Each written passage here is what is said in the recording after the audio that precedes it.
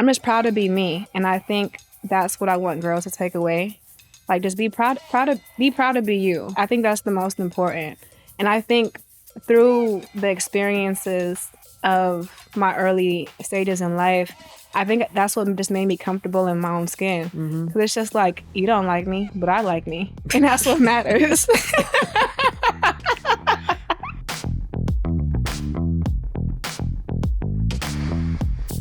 This episode is brought to you by Boost Mobile. Today on IRL, we have rapper, songwriter, actress, entrepreneur, Bay Area original behind hits like Icy Girl, My Type, Best Friend. She turned her vision into ventures and hustle into reinvention, moving from viral freestyles to platinum records, sold out stages, Billboard runs. She's headlined brand collaborations across beauty and fashion and philanthropic initiatives supporting education and community. A 2-time Grammy nominee. Saweetie is here today.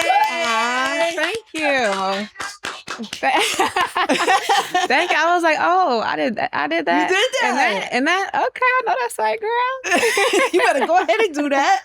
I love that. you. I love that for you. What Thank are you you for most that proud intro. of everything you've done so far? What am I the most proud of? I would say my recent project, Hella Pressure. I know it sounds very markety. But But I think that it's the first time where there's 2 songs on there that I really love, where I really found songs that weren't a sample that I felt like it was me. Only because I felt like my niche has become sampling. However, I do want to get to a point where it's an original beat and it's like, oh, this sounds like a Saweetie record. You don't want to be just stuck in one thing. No, absolutely not. Because I think that as artists, you either grow or you don't. And I think that through my evolution, I realized that I can't always just do sample songs if I'm being real. You know, I love to do them. Yeah. It provides. It's done well for you. Thank you. And I'm not going to stop. Yeah. But I wanted to really challenge myself and do something different. Project? Yes. I love that for you. And the project is Hella Pressure. I know that's the title, but what season of your life are you in and what do we see on this album? Through this journey in my career, I've overcome hurdles and challenges and always rose to the occasion. You know, my parents raised me like that. Like, don't back down, just get through it. So I think that if I was to like label this era in my career, it'd be like being under pressure. What is the pressure though? Is it pressure that people put on you or pressure you put on yourself? Like both of them. Both of them. But what is that? Because people might not know the inside of your life. Right. With my release of Icy Girl, it almost broke me into the industry instantaneously. To where it went from I'm just doing it for fun to now I'm being compared to all these people to now I'm being critiqued. And it's just like, wait, hold on. I just got here. Pump the brakes. Let me enjoy the moment. But, you know, the industry is an industry. So, you know, I'm very competitive. So if I'm not performing at a level I feel like I should be performing at, I'm taking the pressure that's given to me externally and then it becomes internal pressure because I'm internalizing all of these emotions. I wonder for you as like an artist, it's fan pressure, it's like label pressure, just expectations, people pitting you against other people. Right. I just wonder like what's been the toughest part of that to get through for you? I think just the culmination of all of them. I think that there's healthy pressure, you know, because pressure. What's healthy pressure? Pressure is when you challenge yourself to be better, and when you challenge yourself to try a new sound, or when you challenge yourself to think outside of, you know, your previous thinking habits.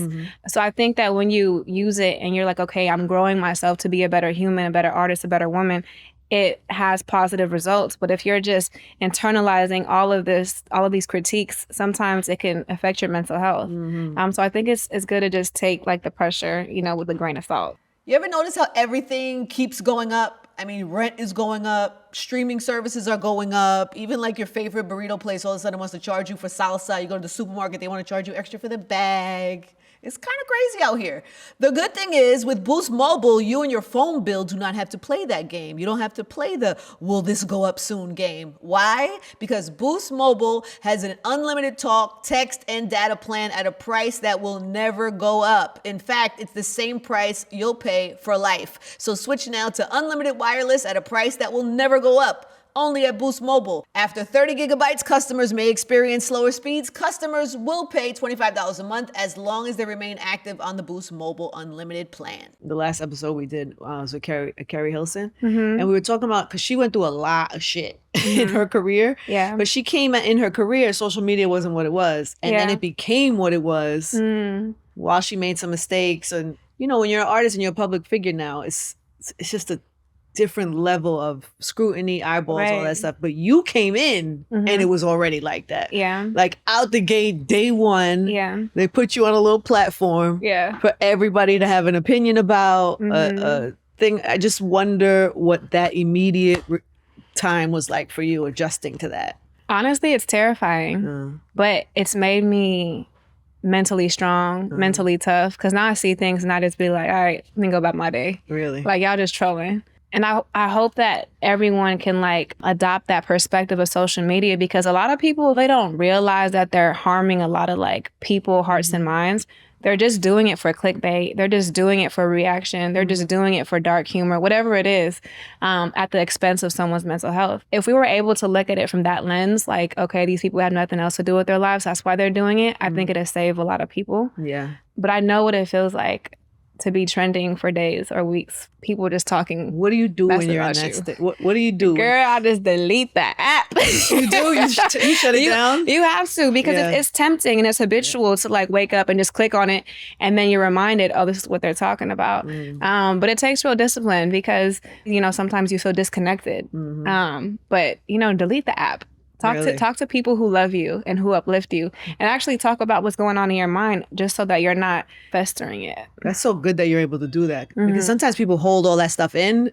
Well, when you've been through it so many times, it's just like you don't want to continue to be in that same position over and over again, because it's detrimental to your mind. Yeah. You seem from the outside to manage it well. Do you not? Oh, no, I manage it well. You do? I think that's one of my superpowers. Is it? Yeah. Well, then you should do like a class or something, a mentorship program where you teach people how to do that. I would like to. I would like to share my experience. What is the number one tip you would say? Let me think about one of my case studies. Okay. You have a few now, huh? I got a few. Let me do it with responding, right? Yeah. So I got a rule. I got a rule for myself, right? A rule. A rule. If I want to respond to something, I give myself a 5-minute timer. Okay. And if I still feel intensely about that reply, then I'll post it. 5-minute rule. I set my timer. No, because I'll be like, some of my responses are so crazy, and I'm really happy that I wasn't impulsive with it. But you know, like, sometimes I might be a different girl 5 minutes later. So I really buffer myself that way. And so like when I post something and it's a clap back or a response, like I'm standing on it. Yeah. You meant that. I had time to think about it. Yeah, it was premeditated. It was totally premeditated. Absolutely. Okay, so number one rule of managing outside noise and trolling and things like that on social media is to give yourself a 5-minute rule. If you want to respond. Now, if you just being torn up on the internet, just delete the apps, because you're not doing anything for yourself. You know, you're only just like feeding yourself these things that are negative. But what I like to do is I like to talk to my parents. Like, hey, this is happening, or so-and-so, this and that. Like, they give me like some of the best advice. That's so good. Your parents are young too, right? Yeah. They had you young. Yeah. Your mom was, I think I've read that somewhere, she was 17, right? Yeah. So you guys are kind of like, I don't know. I have friends that are like 15 years age difference, are like my friends. So you guys are still close enough where she can understand probably your life, right? Yeah. And what's interesting about that is like, I've gotten to a place where I'm comfortable in like my adulthood and womanhood to just tell her everything now. So hearing her feedback is really fun, because at first I was like kind of uncomfortable because, you know, we didn't have those kind of talks when I was a kid, you know, whether if they was like personal or just about my other friends or about what I was going through. I was very private, very like quiet. Guarded. Yeah, guarded with my stuff. Yeah. But now I tell her stuff and her advice is just so good. I'm like, you should have a podcast. Give your mom a podcast. Right? She's a very, very wise woman. That's really cute. She must be really proud of you, right? Yeah. And what about when you're going through things? How does that affect them? I think it relieves them to know that they know what I'm going through and that I'm okay. I think when we have long streaks of just like not talking to each other, that's when they start to like wonder and worry. But as long as I'm communicating with them, they're fine. I just feel like my parents are really wise. I tell them all the time, like, I really would love to do a TV show on what you guys went through, because they just have so many like lessons and like life stories that they can like, you know, compare it to, or just like plain old good advice. Yeah. So plain old good advice. Yeah. I love that. You started at what age? Like how old were you when you knew that this is what you wanted to do? I was writing poetry in middle school because I didn't know how to express myself. So that was the only way I could like get my thoughts out. But in high school is when I like really fell in love with it. I had LimeWire. And that's where I really like discovered like Lil Wayne and Nicki Minaj. And their mixtape era was just so crazy. So it really like made me realize that rap was just poetry over a beat. What were you writing about? What were your poems about? Were they bad? Were they good? They were great. I was in a what would you go into? I would just talk about my day-to-day life, you know, like my crushes. It was about boys. It could be that. It could be about my aspirations. Because I've always been a big thinker. Like, I've always been a little girl with like big dreams, and I'm happy that I've been able to fulfill them. But I've always just been that person where I'm gonna do this and that. Like, I'm gonna have a bake sale. I'm gonna sell candy. I'm gonna go to USC. Did you do all those? I'm gonna have a music career in like entertainment, you know? Yeah. Yes, I did everything. And I think it's because I'm a little delusional. They say to be really successful, you have to be a little. No, I really am. Only because like sometimes when I talk about things, people look at me like I'm crazy. I've always just been like, oh, I'm gonna do this and that. And I would just say it so casually. And one day one of my friends were like, you know why I love you? It's because you're delusional, but everything you say you're going to do, you actually do it.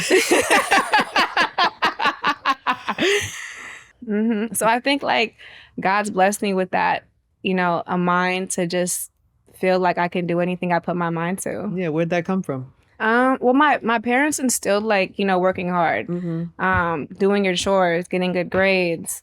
You were a chore girl? Yeah. What'd you do? Girl, I used to have a box and stand on it and do the dishes. Like, I was like really young. They had me in the kitchen real early. That's good though. But what's funny is my mom was talking to me about that the other day. She sent me a little meme. It was like, strict moms create successful daughters. I'm like, okay, I'll give you that. You probably didn't appreciate it back then, right? No. No, they never do. I'm like, let me go outside, please. let me live. Get off this box. Yeah. Yeah, but she was right. So she did something right. Yeah, I think there is a positive side to strict parents. I think it teaches responsibility, accountability, and it teaches you how to check the boxes off your list. Get it done. And get it done, yeah. And also sets the thing that there's like they have an expectation of you. Right. So it makes you probably then expect things for yourself. Exactly. Like, we're not expecting B's, C's, and D's. We want A's. Yeah. Matter of fact, give me an A+. I'm like, dang, girl. Was it like that in your house? Yeah, it was. Yeah. Well, and A was cool, though. Yeah. Yeah. Well, I would hope so. Yeah. But you delivered, man. You showed up. You did it. Was there no fear in it? Did you have like fear coming into this? No. You just were like Delulu. I'm a little Delulu. But you made it happen. What's been the biggest surprise? Like the biggest thing that you didn't expect, dealing with, you know, the ups and downs of fame that you've had to go through? Okay, I'm gonna tell you like this. I think that in the beginning of my career, I was so like just happy to be like anywhere being interviewed. So I was very like green, and I would just be super honest with my answers and just, you know, like, my name is Saweetie. I'm the icy girl. But there'd be so many times where it's just like, I thought that I was having a cool, intimate moment with like a platform or an interviewer, and they put out a soundbite that creates a bad narrative about myself. And I'm like, you motherfucking butter. You know? Like, I'm cussing them out of my head. And I was like, how are you so nice to me in this interview, but you take this little moment that overshadows the entire amazing conversation we have. Yeah. And you make it, and you add it to a narrative that isn't even true about me. That is the trash part of this business. Yeah. It really is trash. I hate that for you. I hate that for me because it makes my job harder too, because then artists are scared and skeptical to like have real conversations, which is what we try to have. Yeah, but this isn't that. And I'm happy you created a very safe space. Thank you, baby. Yeah, I appreciate like the genuine intention behind it. Thank you. What about your inner, like, because what are you laughing What you at? gonna say? No, because like, sometimes outside noise creates our own narrative. Like you start almost sometimes, if you're not careful, you almost start seeing what an outside narrative, right? You see yourself in the way of that. You know what I'm saying? Like if people label you a certain way, you start looking at, does it interfere with how you see yourself is what I guess what I was about to ask. Well, that's a really great question. And how like I've worked with that or worked against it is internally, I'm like, are you this person? Is this true? Do you believe this? And if I say no, I'm like, okay, then that's trash. Like, we're not going to pay attention to it. But also how you combat it is you have to put out things, whether if it's music, content, interviews, to like control your own narrative. Yes. Which is why it's so important for artists to speak up for themselves. I love that. I said this in another interview before, but I recently just had a studio session with someone, and we were talking, and they were seeing how I was writing. And they were like, do you purposely put out that other persona of yourself? And I was like, what are you talking about? And he was like, you're just way smarter than how your songs make you come off.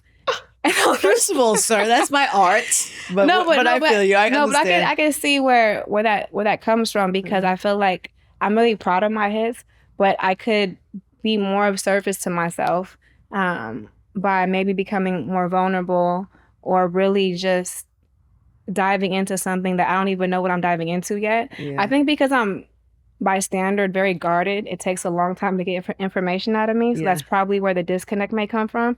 But it was like, I saw what he was saying. And he was like, you need to show like more of this side of you, because there's more to you than your music. And I'm just like, well, how do I do that?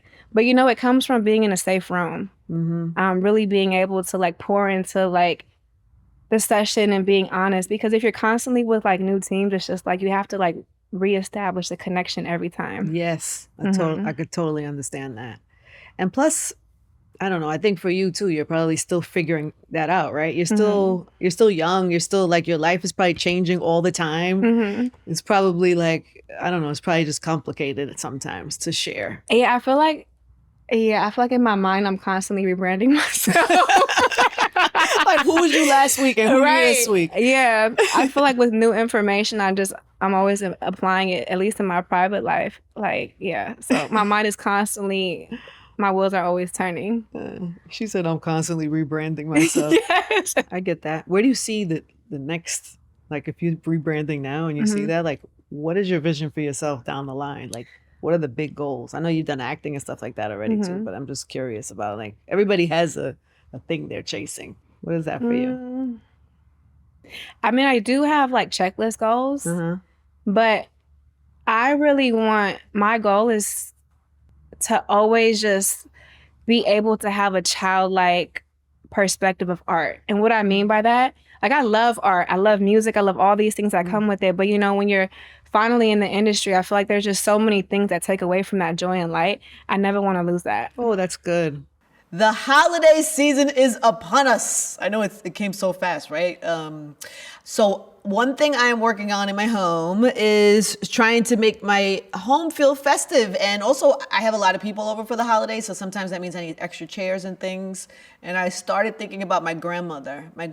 I come from a family where my grandmother would host every year with second cousins, third cousins, and she had a very small home, but she hosted a big party. And everything in the house would be dripping in holiday things. I mean, everything from the toilet had like a Santa Claus on the toilet. The napkins in the house were Christmas napkins. I mean, if there was an inch of her house, it was dripped in holiday. And I don't want to do that, but I do like the idea of recreating that much joy and that much festiveness in my home. And there's so many things at Wayfair that you can get for that, and they don't have to be like the Santa Claus on the toilet. Whether it's candles or tablecloths or just extra seating, because I do have extra people come in the house. Folding chairs, you can get great folding chairs at Wayfair. And the good thing too is you can order that stuff and it comes right to your house without having to pay for delivery, which is super helpful. Or out lugging it, having to run to the store and get all that stuff and pack it in the car and then pack it out. No, who wants to deal with that? So for the holidays, really, it is a great, it is my go-to place for just like zhuzhing up the house to feel festive around the holiday season. And also setting up to host, to invite people over and more people that are normally in my house, and to accommodate for that, which usually means extra chairs. Maybe you wanted to get some new, plates or tableware. And of course, Wayfair has all that great stuff and all the things to make you feel really festive. So I'm going to be spending a lot of time with Wayfair over the next month, getting my home ready for there. So you can take advantage of some of these Wayfair deals that are going on right now. Don't miss out on the early Black Friday deals. Those are happening and they're big. Head to wayfair.com now to shop Wayfair Black Friday deals for up to 70% off. That's Wayfair, WAYFAIR.com. And the sale ends December 7th. What are the things that you love? What inspires you? What's out there now that's giving you that? Honestly, just living life, being outside with the people that I love, checking out new artists and seeing what they're doing because that inspires me. But yeah, I just never want to lose that joy and that spark to why I even started this in the first place. You really love it, right? I could tell. Yeah, I do. Yeah. Like, I love music. My parents were big, like, music collectors. Like, when it came to, like, my dad, he was big on, like, the oldies, R&B, hip-hop, rap. And then my mom, she listened to, like, alternative. Also hip-hop, too. But she was, like, also into, like, indie rock and roll. So it's just, like, you could literally place me, and my friends tell me this all the time, you could place me with any group, and I could be the DJ. You could DJ? Yeah. Can you really DJ though? Yeah. I mean, I could do a playlist. Your playlist game is crazy? Yeah, my playlist game is crazy. You should learn how to DJ. You'd probably be a great DJ. I would love how to DJ. But you can learn mad fast. It's mad easy really? now. Yes, you should do it. All right, somebody teach me how to DJ, see that for you. I think you could do that because you have you love music. I do. And if you could play to different crowds, you could kill that. And you know my new favorite genre is what? Afro house. Oh. Like, I need to go to Ibiza and live out my Afro house fantasy. I do. I wasn't able to make it this year. I was gonna go for my birthday, but I had to work close to my birthday, so I ended up not going. But I love me some Afro house. That's a vibe. See, you know the bags you could get for DJing out there. You might have to go on that DJ. Let's get her our IRL bowl. These are real life questions. Okay, I'll do one. Ibiza keeps coming up. Maybe I'm supposed to go. All right, what do you got, boo? Oh my gosh, I love this. What is it? I'm no longer available. But I'm bullshit. Look. What is the question? What are you no longer available I'm no longer available for the blank. For the blank. Oh, for the bullshit. Okay. I literally don't argue with nobody anymore. What do you mean? How do you do that? I just be like, you got it. What do you mean? Like, if you're not making any sense to me and you have no basis to stand on, I literally won't respond to you, or I just will just be like, you got it. It's just so draining, and I don't like talking to incompetent people.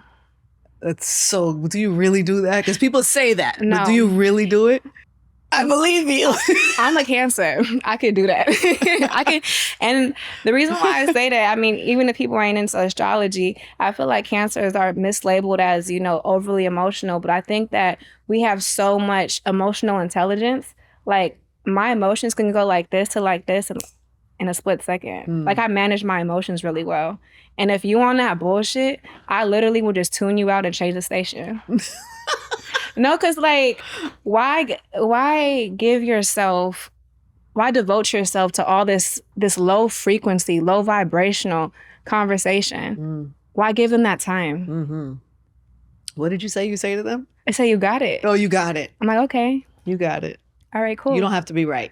I'm just like, because if I'm really trying to explain, like, my stance too, and you keep cutting me off, talking over me, your responses don't make sense. Yeah. I'm just like, you're incompetent. We had Kelly Clarkson on the pod, and she said something similar. Oh, she said her therapist told her, you do not have to attend every argument.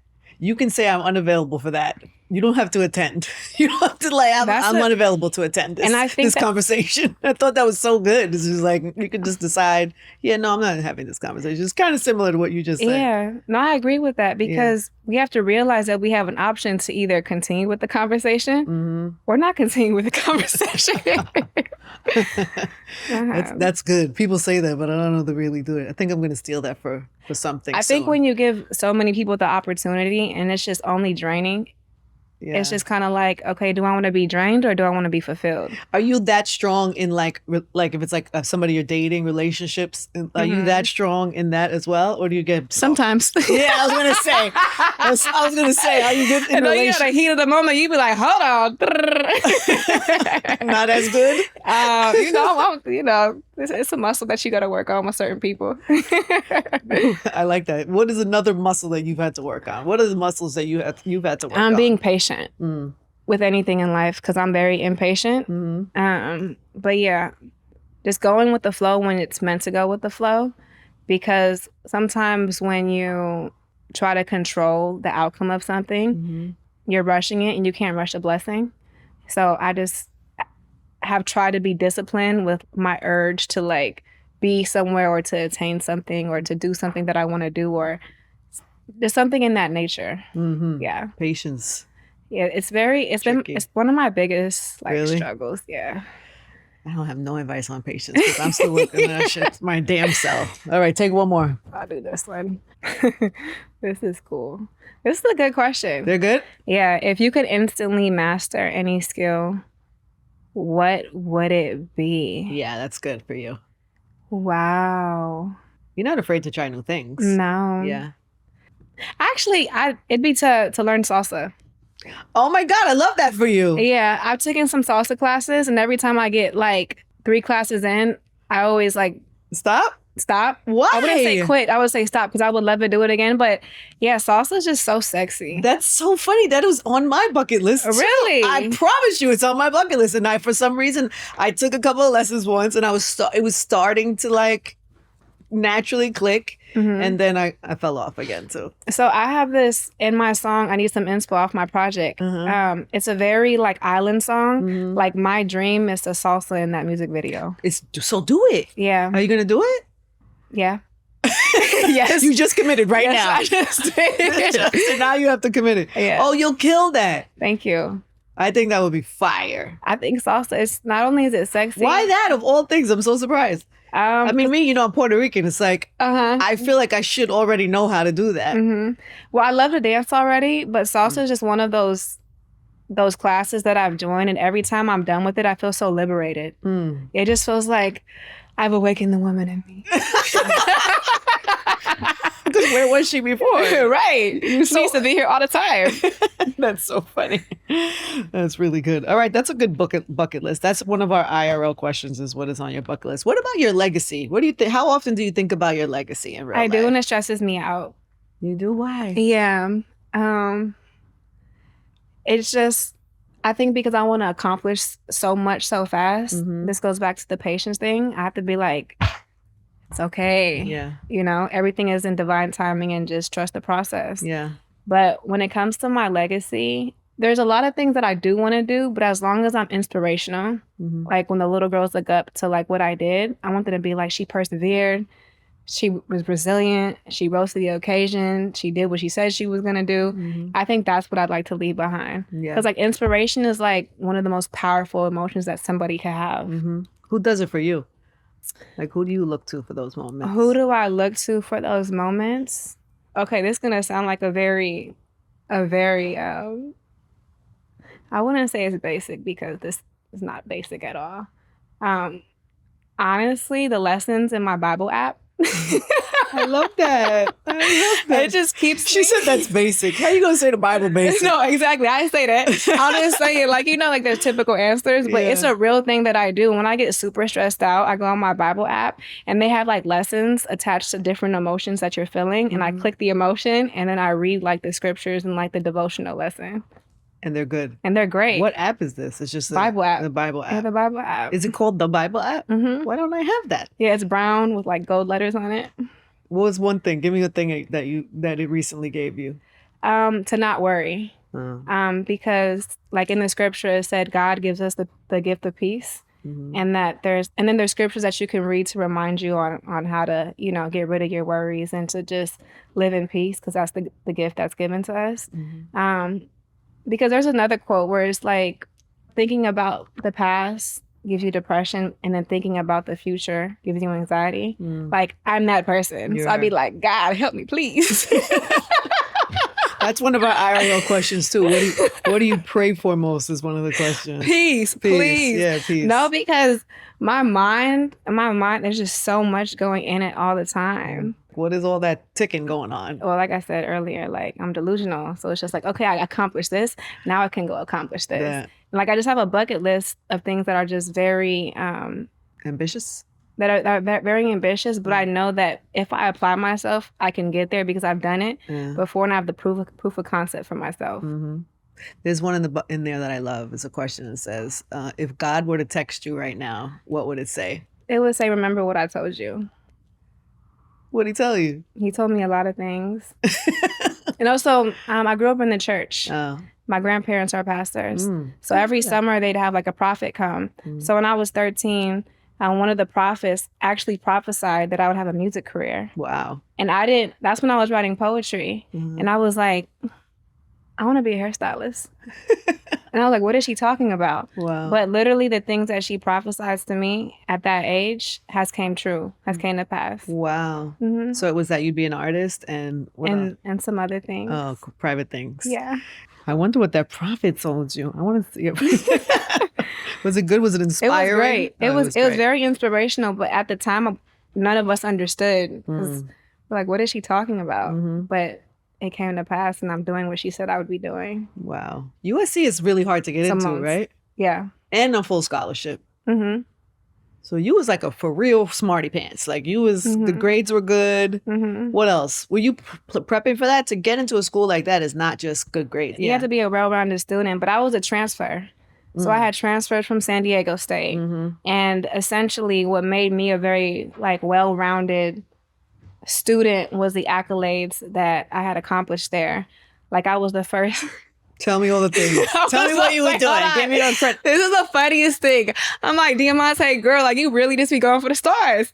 I remember I was so bored. I was like, you know what? I want to be the mascot. You were the mascot? So I tried out, and I was the first woman that ever tried out to be the mascot. I made the front of the newspaper because I had made it down to like the final two, but they ended up going with a guy. Yeah. They're sick about that now. Crazy. But it was the first time a woman tried out to be the mascot. And why did you want to do that? Because I was bored, girl. Oh. I needed to do something with my time. Hey guys, today's show is brought to you by Hard Rock Bet. Hard Rock Bet is a sportsbook app, and it's a really simple sportsbook app if you just want to see what everyone's talking about, or if you don't even really care about the game, but you want to make it a little more interesting. You could just bet a buck or two, very easy. And one Hard Rock Bet player last week turned a $3 bet into over $29,000 in winnings. And if you want to see more wins like that, or you just want to see what I'm talking about, you can follow at Hard Rock Bet on social. Football season is still going, so if you want to try your first bet on Hard Rock Bet, you can get $150 bonus bets if you win. Just place a $5 bet, and if that hits, you get not only your winnings, but you get $150 in extra bonus bets. And since it's Wednesday, if you're already betting on Hard Rock Bet Sportsbook app, you know what that means. It's the last day to use your legendary reward drops. Open up the app today and you could have a bonus bet, or who knows what's in there, all kinds of stuff. And it's always a nice surprise. So new rewards drop tomorrow. Don't miss out. Head over to the Hard Rock Bet app and make your deposit. And then also, one of my friends, her name is Madaria Totley. She comes from the South. And what she did is she brought over the drill, like HBCU dance team, genre of dancing to a PCI. And it was the first time a PCI had did it in California. So I was a part of the first team that started that type of dancing at a university in California. And when I tell... What was happening? Oh my gosh, I struggled so bad. What do you mean? I did. Yes, I made her a trade-off. I said, hey, can you give me private lessons and I'll cook for you? I told you I'm ambitious. Yeah. I'm like, I'm going to be a great dancer. I'm like, I don't have it right now, but you know, like I'm gonna be great. Did she go for it? Yeah, she did. I would cook her pesto pasta. And she'd give you a dance lesson? Uh-huh. And did you get to be better? Absolutely. Wow. Yeah. Is there video of this somewhere? Pardon? Is there video of this somewhere? I actually went back last year for homecoming, and I danced with the girls. They must love to see you there. Mhm. What's that like? It was a full circle experience because we all danced to my type. So it's just like, here I am performing a song, and it reminded me of like all the times I was in my dorms writing raps. And it's just like, wow, like I did what I said I was going to do. Yeah. Uh-huh. You're such a different person too. If you think about even when you wrote My Type, Yeah. you're probably in a whole different space, right? Like a whole different, or you still that girl? I feel like all of my songs are a piece of my personality. Yeah, you never know what you're going to get with me. I thought about you in that song earlier because I saw Summer Walker today posted her with some guy some older white guy at the thing, and she said she was trying to change her type. She has no, I have no type. She was trying to change her type. You know, sometimes you have to go outside of your type and see what life's like. I wonder if your type has changed. Yeah, definitely. Definitely. How so? What is the type now? A type that's supportive. Actually, I've been in supportive relationships before, so let me not say that to discredit. But my type has definitely changed. So definitely like 180. It's like, okay, we're not doing that no more. That or that or that. You know what's interesting about my type is that when people typically ask me like, what is your type? My type is energy. Like, do we mesh? Are we compatible?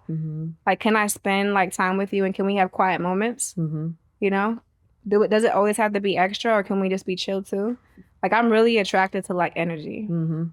That could be tricky sometimes. Really? Why? Yeah, because sometimes guys could give you energy. You know what I'm saying? It's not necessarily healthy energy, but it just be good energy. You're all picking up what you put in. I'm just saying.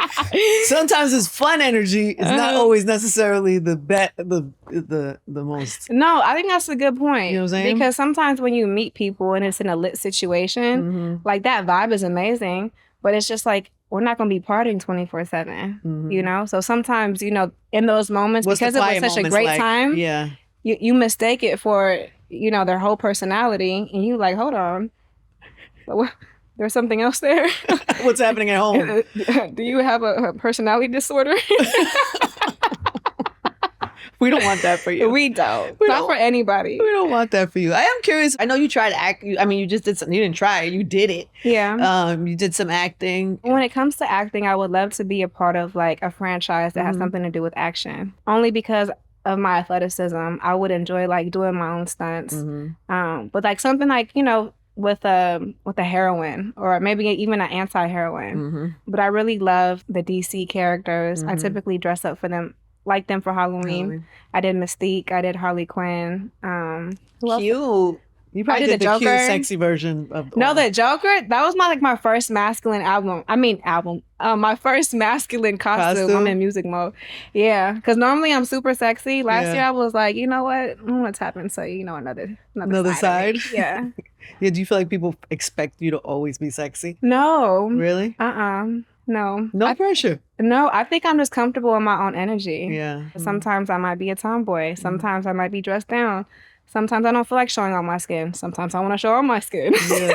It's funny because this project is about pressure, but you seem to manage it pretty well. You don't let a lot of stuff.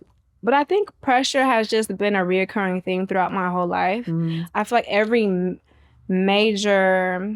I don't even know how you divide up your life. Chapters. Yeah.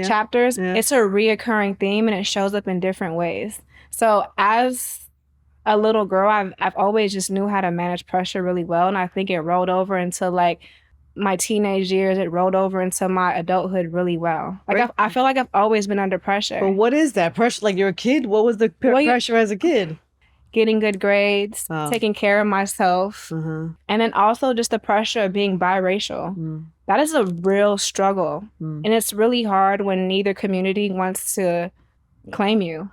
Is that what you experienced? Yeah, that's what I felt at a really young age. Wow. I felt like I didn't belong in either group. And it really just made me feel like I didn't belong in social environments. Because at home, I felt love. I felt like, race isn't even a thing. You go to school it's just like, oh, what are you? You know, it's like the names that come with it. Yeah. So I think that was difficult for me. The social pressures of just being a kid at school. You know, kids are mean.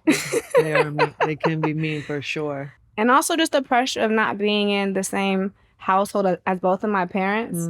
And I think that it wasn't until I saw a household with both parents in them that I realized that my situation was normal. So I'm just like, why aren't my parents at the same home? Did they split early? You were young, right? Yeah. Were you old enough to see them together? No. Oh, so you never even saw that? No. Oh. So I thought it was just a normal for me. You know, when a kid is growing up, whatever they see is just a standard. But it wasn't until like I saw my friends have their parents and I'm just like, what's going on at my house?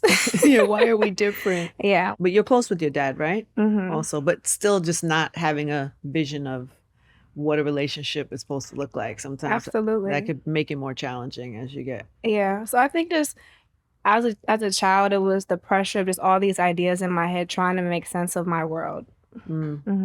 But also, I think what was tough for me was just like I was always switching schools, just bouncing in between households, going to other households. You know, I've lived with my cousins, I lived with my grandma, I've lived with all these other people. So why are we bouncing around so much? You know, having young parents that are separated, me being indecisive. I want to go live with you. I want to go live with you. You know, I was never able to create a foundation of like a real sense of community. Not until later on in life. Middle school was tough. Really? It was really tough. So what had happened was my mom had took me out of the school that I was at and had brought me to a school that was in a better neighborhood. It was such a culture shock being like one of the only Black girls or colored girls, mixed girls at school because the school was like predominantly white. It was almost like an identity crisis for me. Because Like, it's just who like, am I? Yeah, who am I? Why don't like these people look different than me? They act different. They talk different. It really just made me more introverted. When does that shift for you? Like, when did you feel confident in your? Honestly, I felt like I found my identity, and I felt like I finally belonged in a community when it came to sports. My mom like forced me to go to volleyball tryouts. And I'm like, I don't want to go. She was like, just try it. You know, she's a scary woman. So I was like, okay, I'm gonna go try out. But I'm really happy to have had that experience, especially with, you know, team bonding, team building. Because when it comes to sports, it's like it just teaches you things that you wouldn't learn anywhere else. So I felt like that's where like, I found like a place where I mattered and where I was respected and where I felt like I was seen. Race didn't play a part, at least for me. Yeah. It just was a group of girls who came together and who developed this special synergy. And I felt like I had a role to play. And I feel like that was the first time where I fit into a community. Where it wasn't divided. Yeah. Yeah. That's beautiful. I didn't even think about that you had probably been through some of that. Do you feel like people connect with you now because of that? Like, I wonder if there's some fans that see that in you. I don't know. It's probably young Filipino girls, it's young Black girls, it's probably young mixed girls that all kind of see themselves. I think what I've taken from that challenge is just to be proud. Like I'm proud to be a Filipina. I'm proud to have some Chinese in me. I'm proud to be an African American woman. I'm just proud to be me, and I think that's what I want girls to take away. Like, just be proud to be you. I think that's the most important. And I think through the experiences of my early stages in life, I think that's what just made me comfortable in my own skin. Because it's just like, you don't like me, but I like me, and that's what matters. That's a clip right there, boy. If I ever heard a clip, you don't like me, I like me. That's all that matters. And what was the other thing you said before about when somebody doesn't make sense and you don't want to argue with them? You got it. Oh, you got that. Yeah, you got that. You got it. And it's so funny because sometimes you're having a conversation, and when you say that, it almost upsets them that you don't match their energy. Like, I'm not gonna argue with you. You got it.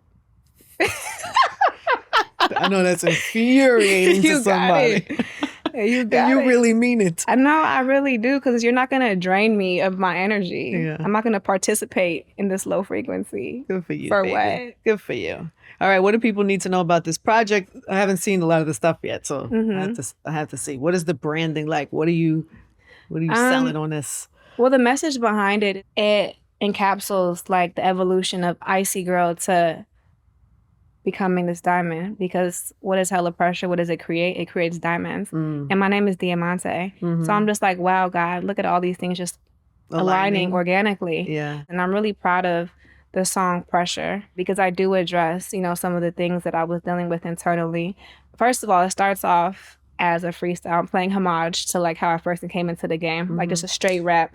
And then it like evolves into like this beautiful, I don't even know what kind of genre you want to call it, but into like this more colorful version like towards the end of the song.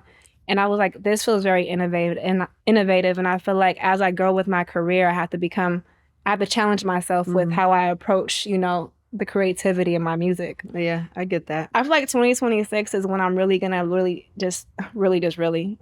girl, what? My mouth. I feel like 2020, well, I know 2026 is when I'm really just gonna step into the position I'm supposed to have. I'm still figuring out what that is, but the pressure is still on. But when it's my time to shine, those wings will be big and bright. Do you think that you even hit your stride yet, or you still think you have like a long? No, definitely not.